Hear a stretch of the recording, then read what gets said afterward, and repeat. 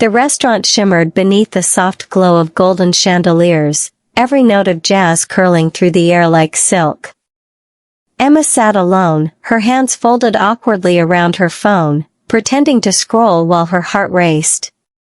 She wasn't supposed to be here, at least, not at this table.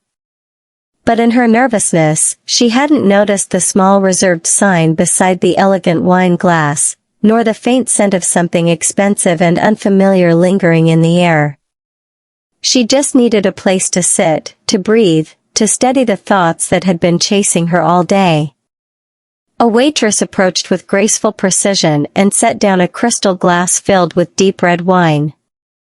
"Compliments of the house," she whispered with a smile.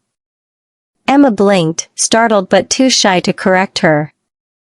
She took a tentative sip, the taste rich and bold, like confidence poured into liquid form. For a moment, she allowed herself to feel part of the world that surrounded her, a world of quiet luxury and unspoken stories. Then, she heard the click of heels. The kind that didn't rush. The kind that belonged to someone who owned the ground they walked on. Emma looked up just as a woman appeared, a vision of effortless control, wrapped in a black satin suit that shimmered with subtle power. Ava. The kind of woman who didn't need to announce her presence. The room shifted around her naturally, like it was built for her aura. Their eyes met, Emma's wide and uncertain, Ava's calm and slightly amused. "I believe," Ava said softly, with a faint curve of a smile, "you're sitting at my table." Her voice carried warmth, not accusation, like honey over ice. Emma's cheeks flushed instantly, and she fumbled with her bag. "Oh my God, I'm so sorry, I must have made a mistake," Ava finished, still smiling. "Don't worry. It's a rather pleasant one." She motioned for Emma to stay as she took the seat across from her. Emma froze, torn between apology and curiosity. There was something magnetic in the air, an unspoken spark that pulsed quietly beneath the refined setting. They spoke then, at first with the cautious politeness of strangers. Emma confessed she was waiting for a friend who was, as always, running late. Ava revealed she was here for a business dinner, one that suddenly didn't seem so important. Their words danced between laughter and silence, the kind that feels comfortable even when unfamiliar. As the jazz played on and the wine slowly disappeared, the boundaries of coincidence began to blur. It no longer felt like an accident that Emma had chosen this table, nor that Ava had arrived just in time to find her there. When Ava finally leaned back, eyes softening, she said with a gentle certainty, "Maybe that wrong table was exactly where you were meant to sit." And in that moment, under the golden lights, Emma felt something shift, something beautiful, something inevitable, the first spark of a story neither of them had expected to begin. The candle between them flickered as if it, too, was nervous. The soft hum of the cafe wrapped around the table where Emma sat, her fingers tracing the rim of the untouched coffee cup. She was about to leave when Ava's voice, calm, warm, and unexpectedly inviting, stopped her mid-motion. "Since you're already here," Ava said, eyes glinting beneath the low light, "join me." It wasn't a command, it was a quiet plea disguised as an offer. Emma hesitated, her breath catching slightly. Every instinct told her to run from this beautiful, intimidating woman who seemed to carry the world's chaos behind her calm smile. Yet something softer within her whispered to stay. So, she did. The silence that followed was awkward, but not unbearable. It was the kind of silence that existed between two people who sensed a connection but didn't know how to name it yet. Emma finally laughed, a small, nervous sound that made Ava smile. "I'm sorry," Emma said, "I think I ruined your peaceful evening." Ava tilted her head, leaning closer. "You didn't ruin it," she replied. "Maybe it just needed a little chaos." That was the moment the air shifted, light-hearted, open, human. They began to talk. Not in the way strangers do, but as if they had been waiting to find each other to start saying the things they'd kept hidden for years. Ava spoke about the emptiness behind her success, the long nights filled with parties but no warmth, the applause that echoed too loud in empty hotel rooms. Emma listened, not out of curiosity but empathy. She understood what it meant to chase meaning in a world obsessed with appearances. When Emma shared her own story, about the art she stopped making because she feared it wasn't enough, about the loneliness that lingered even in crowded rooms, Ava's eyes softened. "You ever feel," Ava asked quietly, "like you've been running so fast you forgot what you were chasing?" Emma nodded. "All the time. Maybe we're all just trying to remember what love used to feel like." The words hung in the air, fragile and beautiful. Ava smiled faintly. "And what does love feel like to you?" Emma's eyes glimmered with honesty. "Like being seen, without having to explain." That sentence made Ava look away for a moment, swallowing something she couldn't name.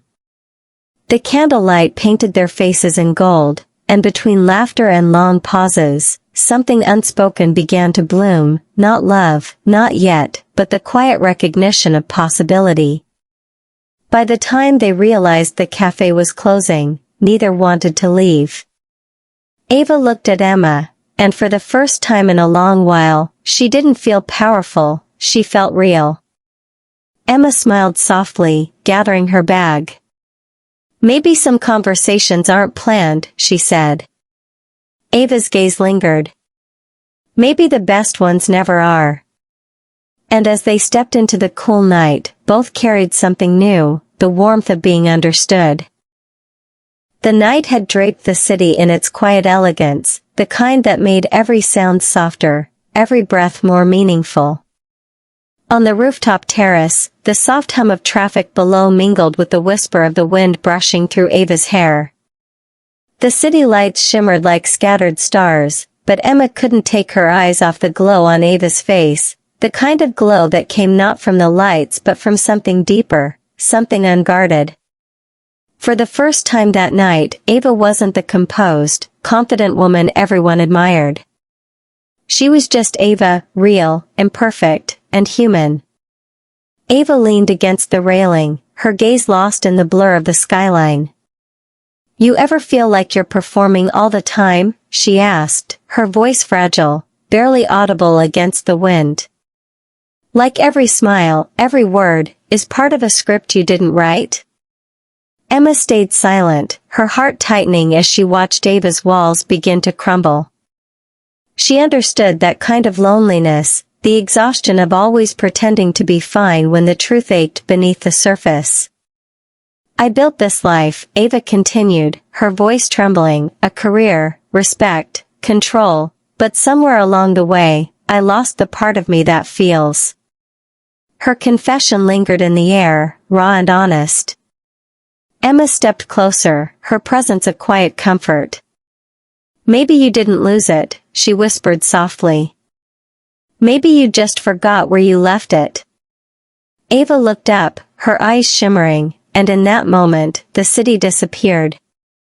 There was only the two of them, two hearts quietly recognizing the same ache. The wind caught a loose strand of Emma's hair, and Ava reached out instinctively, tucking it behind her ear. Her fingers lingered for a heartbeat longer than they should have, tracing a line of warmth that made Emma's pulse quicken. It wasn't a touch meant to seduce, it was something gentler, more dangerous, a silent confession of everything neither dared to say aloud. Ava took a shaky breath, her voice softer now. "You make it look so easy," she said. "Being open, being kind. I envy that." Emma smiled faintly, her eyes holding Ava's. "It's not easy," she admitted. "It's just, honest. And maybe honesty is the only thing we have left when everything else feels like a lie." The word struck something deep inside Ava, a truth she'd spent years avoiding. The silence that followed wasn't empty, it was electric. The kind of silence where hearts speak louder than words ever could. Ava's eyes lingered on Emma's lips, and for a fleeting second, the world seemed to tilt closer to something forbidden yet inevitable. But instead of crossing that line, Ava stepped back, her voice breaking the spell. "You make me want to remember who I am," she murmured. Emma's heart swelled at the confession, her voice barely above a whisper. "Then start here." And in the soft hum of the night, surrounded by city lights and unspoken emotions, two souls stood on the edge of something beautiful, fragile, and terrifyingly real. Rain whispered against the windows of Ava's sleek black car, blurring the city lights into smudges of silver and blue. Inside, the air was thick with unspoken words. Emma sat in the passenger seat, her fingers tracing invisible patterns on the foggy glass, her heartbeat echoing in the quiet hum of the engine. Moments ago, the space had been filled with laughter and stolen glances, warmth blooming between them like something fragile and new. Now, silence loomed, heavy and uncertain. Ava turned to her, her voice soft. "I don't want this night to end." There was sincerity in her tone, the kind that reached deeper than charm or impulse. Emma smiled faintly, her chest tightening. "Then don't let it," she whispered. It was the kind of answer that could have changed everything, until the sharp vibration of Ava's phone shattered the moment. Ava hesitated before answering, her business partner's name glowing across the screen.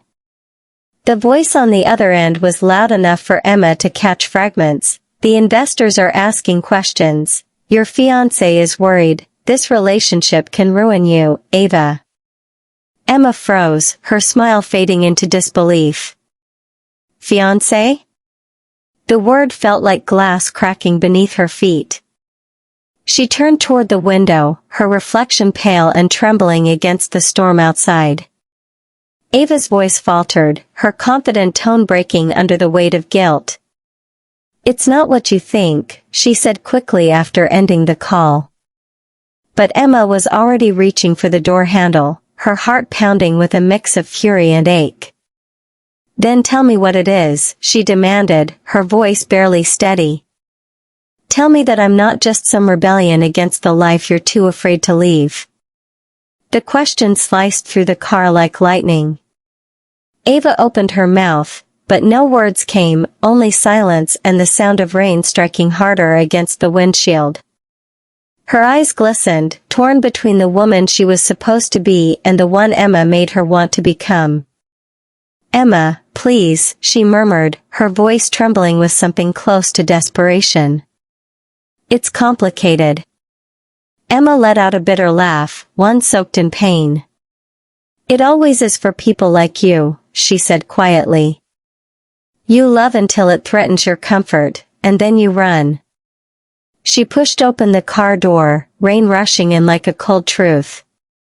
Ava reached out instinctively, fingers brushing against Emma's wrist, a silent plea to stay. But Emma stepped away, her pride anchoring her even as her heart begged to turn back. Ava watched her go, the streetlights reflecting off the rain that now mingled with tears she refused to wipe away. The warmth that had filled the car earlier was gone, replaced by the chill of reality. Emma disappeared into the night, leaving Ava alone with the echo of what could have been. And for the first time, Ava realized that love wasn't her weakness, it was her reckoning. The morning sunlight poured gently through the cafe windows, painting the world in soft gold. The clinking of cups, the faint hum of chatter, and the aroma of freshly brewed coffee filled the air, yet to Emma, everything felt quiet, suspended, as if the universe had slowed just for her. She sat at the corner table, the same one where a week ago, everything had changed. Her fingers traced the rim of her cup, lost in thought, her heart uncertain but hopeful. She had come here every morning since, pretending it was just about the coffee, but in truth, she was waiting, waiting for something she wasn't sure would return. And then, as the bell above the door chimed, her heart skipped. Ava walked in. But she wasn't the Ava Emma had first met, no power suit, no cold confidence, no guarded walls. Today, Ava wore a simple white shirt and faded jeans, her hair loosely tied back, her eyes searching until they found Emma. For a moment, they both just looked, the kind of look that says everything words can't. A week ago, they were two strangers from different worlds, bound by a wrong table and an unexpected spark. Today, they stood on the edge of something real. Ava's lips curved into a soft smile as she approached. Maybe that wrong table was exactly where I was meant to sit, she said, her voice gentle but steady, carrying the weight of realization and a hint of laughter beneath it. Emma felt the corners of her mouth lift, her eyes glistening. Maybe it wasn't wrong at all, she replied quietly, and for the first time, her voice didn't tremble. Ava sat across from her, their knees brushing under the table, a small touch that felt like a promise. They talked about everything and nothing, the rain that morning, the smell of cinnamon, the strange way time bends when you're with the right person. There was no grand confession, no dramatic moment, just peace. A quiet understanding that love, when it's right, doesn't demand fireworks, it simply feels like coming home. Emma looked at Ava's hands resting on the table, no longer adorned with diamond rings or polished perfection. Just skin and warmth. She reached out, hesitated, then intertwined her fingers with Ava's. And in that touch, all the uncertainty melted away. It was as if every detour, every heartbreak, every mistake had led them here, to this table, this sunlight, this love. Outside, the day grew brighter, the city waking to its rhythm. Inside, time stood still, two souls finding calm in the chaos. Emma smiled, realizing that sometimes love doesn't arrive dressed in perfection. Sometimes, it shows up in simplicity, in unexpected moments, in the right person sitting at the wrong table. And as Ava gently squeezed her hand, Emma knew, this wasn't coincidence. It was destiny, finally fulfilled. The right love had found its way home.